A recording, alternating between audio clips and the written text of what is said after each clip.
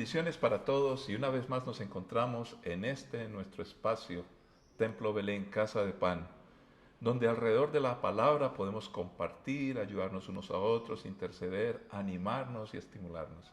Eso sí, esperando que nos acompañen en nuestras sedes que tenemos en varios municipios de Colombia.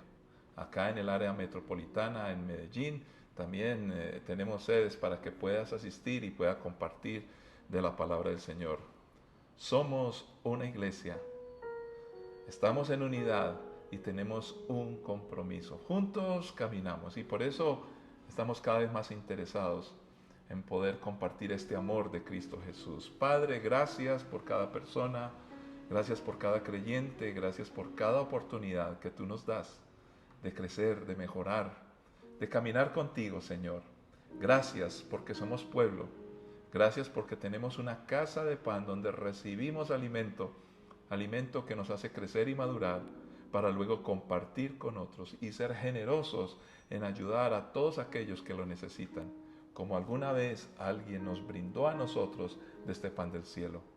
Sana a los enfermos, restaura al cansado, aquel que está deprimido, que está preocupado, aquel que no sabe qué hacer con su vida. Señor, cualquier cantidad de dificultades que pueda atravesar, tú eres un Dios grande y maravilloso para ayudar a resolver, para tener sabiduría de tu Espíritu, para cambiarnos, transformarnos, administrar mejor nuestras vidas. Por eso gracias y glorifícate en nuestras vidas en Cristo Jesús. Amén. Qué bueno es el Señor que siempre nos acompaña, nos bendice, nos levanta y nos ayuda a caminar en la vida cristiana. Por eso queremos hablar hoy de una iglesia, un cuerpo y un compromiso. Y hay un pasaje de la Escritura que bien lo expone, porque es la Biblia la que nos guía, la que nos dirige y que nos sirve de base para emprender todo lo que deseemos, eso sí, con la voluntad de Dios, porque nuestra vida, nuestro deseo está sujeto a lo que Él desea. Él nos ama y quiere la bendición para nosotros, las generaciones que vienen y que podamos tocar a otras personas alrededor del mundo. Efesios 3:20 al 4:7.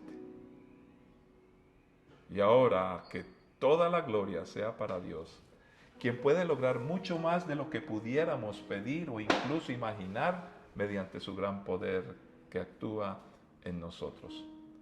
Gloria a Él en la iglesia y en Cristo Jesús por todas las generaciones desde hoy para siempre. Amén.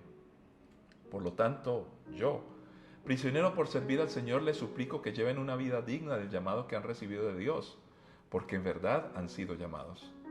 Sean siempre humildes y amables, sean pacientes unos con otros y tolérense las faltas por amor. Hagan todo lo posible por mantenerse unidos en el Espíritu y enlazados mediante la paz. Pues hay un solo cuerpo y un solo espíritu, tal como ustedes fueron llamados a una misma esperanza gloriosa para el futuro. Hay un solo Señor, una sola fe, un solo bautismo, y un solo Dios y Padre de todos, quien está sobre todos y en todos, y vive por medio de todos. No obstante, Él nos ha dado a cada uno de nosotros un don especial mediante la generosidad de Cristo. Padre, es tu palabra que con suma urgencia la necesitamos, la recibimos y emprendemos un camino con ella en Cristo Jesús. Amén. Muy bien, una de las discusiones más grandes que han existido y creo que existen hoy es la existencia del ser humano, ¿cómo debe ser? Deben ser alcanzar los anhelos personales de cada individuo o entender su rol y papel en medio de una comunidad con otras personas. Hoy hemos llegado a tal discusión donde inclusive ya la familia no es el centro, no es el foco más importante, ya pasa a ser una sociedad. Pero empezamos a entender términos como colectivos, grupos, asociaciones, bueno, en fin, clubes, cualquier cantidad de términos que involucran a personas que se reúnen juntas alrededor de un interés o propósito. Pero no la familia. La familia se pierde entre tanta cantidad de aparentes cosas que emulan el bienestar que podría dar el vínculo de personas. La individualidad es importante, pero debemos considerar que sobre todo en Occidente tenemos una costumbre de ser egoístas y buscar nuestros sueños personales por encima de lo demás y sacrificando aún esa perspectiva de poder compartir con otros una existencia maravillosa que Dios nos ha dado. Este pasaje nos empieza a ubicar. En el corazón de Dios hay un deseo firme y fuerte que nos bendice a nosotros y a todos aquellos que nos escuchan. La idea de Dios es mayor y mejor que la nuestra. El pasaje empieza categóricamente, finalizando el capítulo 3 de Efesios, diciendo que Dios tiene un propósito, que a Él es toda la gloria. Para Él, como Rey del universo, es muy importante con toda su gloria darnos y entregarnos cosas que aún a nosotros nos cuesta imaginar.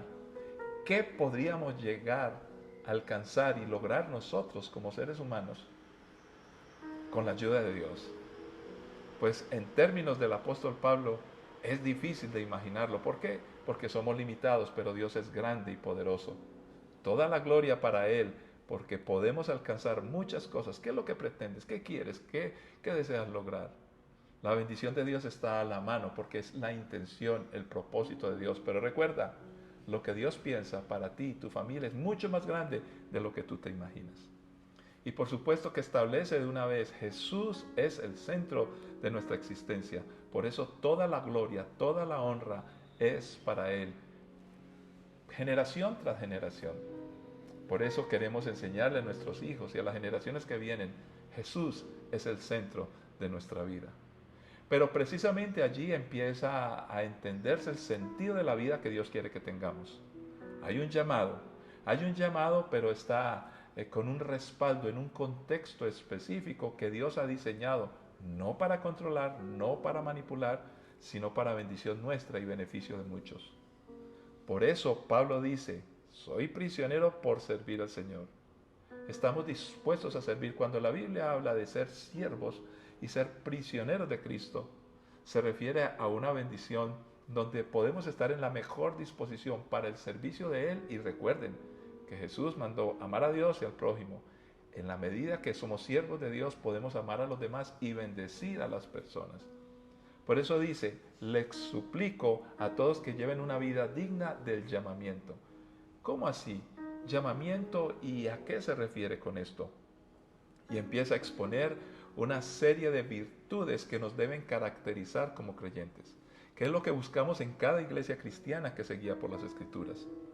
Debemos de caminar juntos porque no le habla individualmente a cada uno, le habla a cada persona, pero en un contexto de cuerpo. Y dice, sean humildes. Y la humildad es algo que solamente se puede expresar cuando hay otros.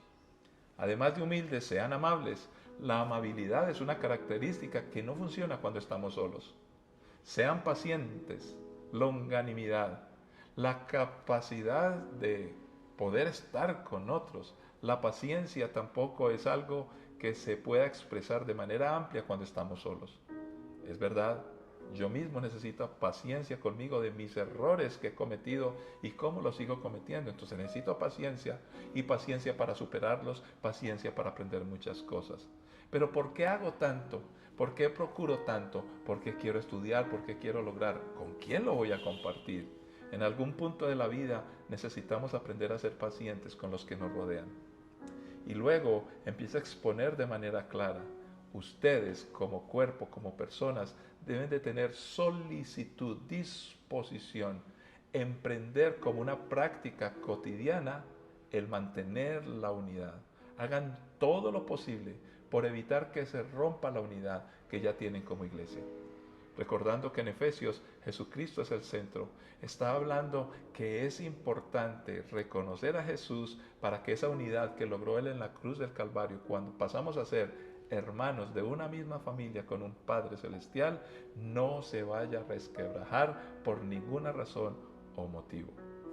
Ahora, cuando hablamos de unidad, no estamos hablando de uniformidad, y el mismo pasaje lo aclara. Tampoco estamos hablando de colectivo, por favor. Colectivos hay muchos, los colectivos se reúnen alrededor de un interés, pero en algún punto son despersonalizados. lo que cada uno busca, que se identifica con otro, pues se unen para alcanzarlo, pase lo que pase. Pero en la medida que ese objetivo se pierda, ya las personas se separan, inclusive llega a haber resentimientos y rencores. También cabe entender que cuando el Señor nos pide que seamos amables y mansos, no se refiere y la paciencia a una debilidad. Es terrible pensar que hoy la sociedad no quiere que seamos mansos, que seamos amables. No, porque dice, te tienes que rebelar, te tienes que levantar contra los demás, aduciendo que muchos quieren explotar, y siendo esto verdad, no es la forma que Dios quiere. Cuando nosotros podemos, con la verdad, empezamos a practicar lo que creemos y tocar las vidas, no necesitamos de imposiciones. Podemos seguir siendo mansos y pacientes. Aparece también otro término muy importante, la tolerancia. La tolerancia no es alcahuetería. Y por eso he querido hablar de algunos términos. Unidad no es conformidad, mansedumbre y paciencia no es debilidad, tolerancia no es alcahuetería. ¿Por qué? Porque estos términos hoy se suelen usar como un anhelo muy importante, moral, que deben tener todas las sociedades. Pero en sí mismo, como se usan estos términos, están destruyendo la verdad que ellos significan. Se deforma la idea de lo que quiere decir el término y de manera eufemística, porque suena lindo, se está buscando otro propósito que no tiene que ver ni con unidad, ni con mansedumbre y paciencia, y mucho menos con tolerancia.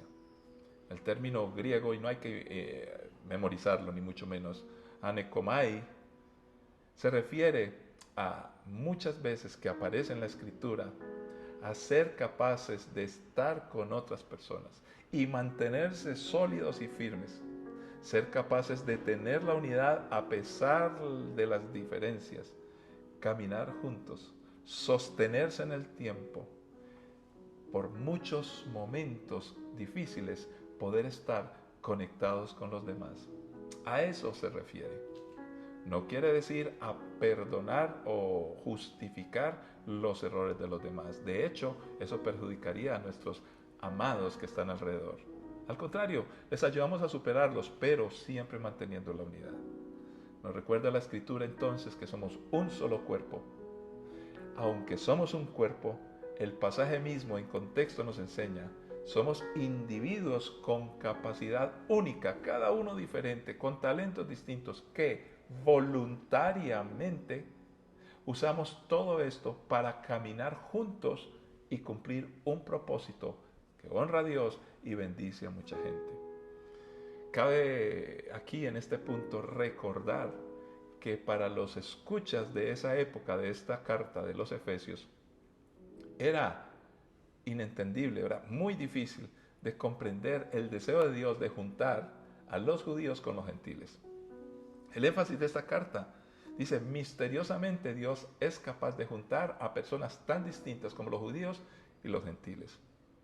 Tengamos eso en mente. Cuando caminamos en la familia, entre hermanos, papá y mamá, o con los hermanos en la iglesia, habrá diferencias, somos distintos, pero aquí es donde viene la importancia de caminar juntos. Fíjese que Dios, aunque nos creó individuales, siempre maneja la individualidad en medio de comunidad. Génesis 3 nos explica claramente la intención de Dios cuando el hombre y la mujer se unen y serán uno. Pero luego en Génesis 12, Dios para restaurar, bueno, quisiera ir un poco más atrás, con Noé hace exactamente lo mismo que fracasó con Adán y Eva. Y deja una familia después de que todo se acaba por el diluvio, queda una familia, Noé con su familia, con sus hijos. Más adelante aparece ahora sí en Génesis 12 Abraham, donde Dios levanta una nación y su pueblo. Pero cuando leemos en el Nuevo Testamento Juan capítulo 15 al 17, cuando leemos a Pablo en los capítulos 12 al 14, empieza a aparecer la figura de la iglesia, el cuerpo, la familia, el edificio. Y siempre los términos que se usan para explicarnos cualquier cosa en el Nuevo Testamento se refiere a ustedes, a la iglesia, a un pueblo, los que se reúnen en tal lugar.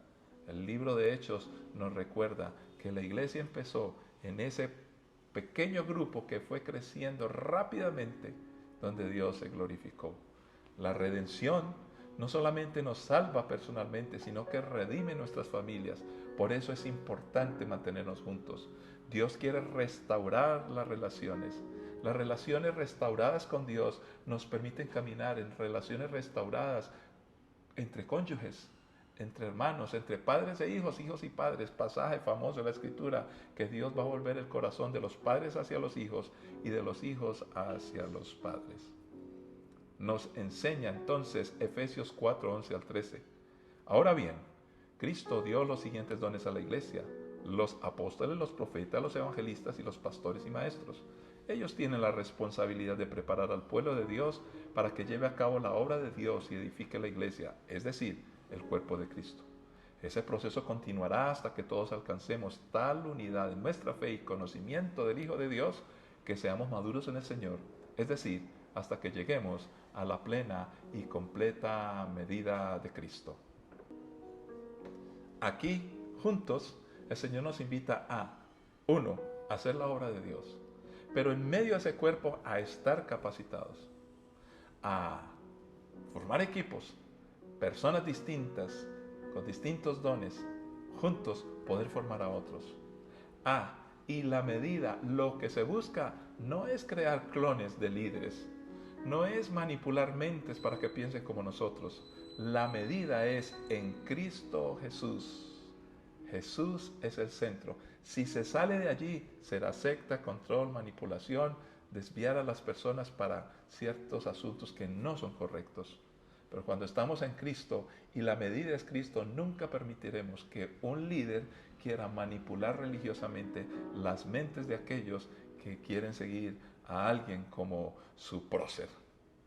Efesios 4, 14 al 16 ya nos pone en un contexto mucho más claro de la forma y el cómo, para qué Dios hace todo esto, de formar a un pueblo, de tener unas personas que trabajan en equipo.